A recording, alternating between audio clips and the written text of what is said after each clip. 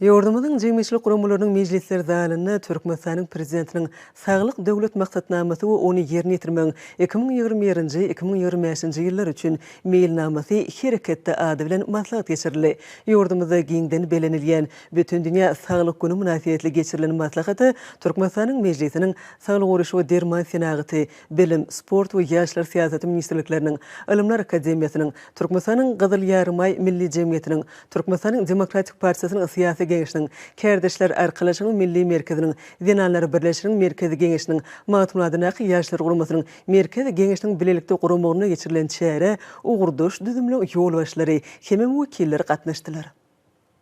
Belkar döwletimden bagtyarlyk duruna arkada prezidentimiň ýygdarly tagalaty netijesinde sagdan durmuş ýörelgileriniň berkidilmegine, köpçüliklerin beden terbiýe we sport hereketiniň ösürilmegine, bogry ilat köpçüliginiň aýratynam ýaşlaryň işçiň çekilmegine möhüm ähmiýet berilýär.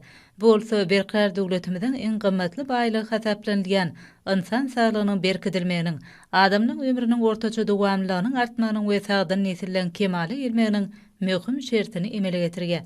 Maslahatda açyk edilýän beýleşleri ýaly ýordamyda giňden bellenilýän bütün dünýä sağlyk güni münasibetli köpçülikliň sport şäherleriniň gurulmagy, oňa halkymyzyň aýratynam ýaşlaryň uly höwes bilen gatnaşmagy, ýordamyda ulydan kiçe ähli ilatynyň gatnaşmagy, milli liderimiziň ýol başlygyna işlenip taýýarlandan we üstünlikli durmuşa geçirilýän sağlyk döwlet maksatnamasynyň ähmiýetliliginiň nowatdaky suwutnamasy bolup durýar. Häzirki döwürde ösüşlen belentliklerine tarap bedew wady bilen anamlyk adam urýan mähriman watanymyzyň dünýädäki awra ýeşan çöhrada barha ýokurlanýar. Munyň özi garaşda beýtarap Türkmenistanyň halkara we dünýä ähmiýetli sport ýarışlarynyň geçirilýän merkezine urilmeginiň aýdyn netijesidir.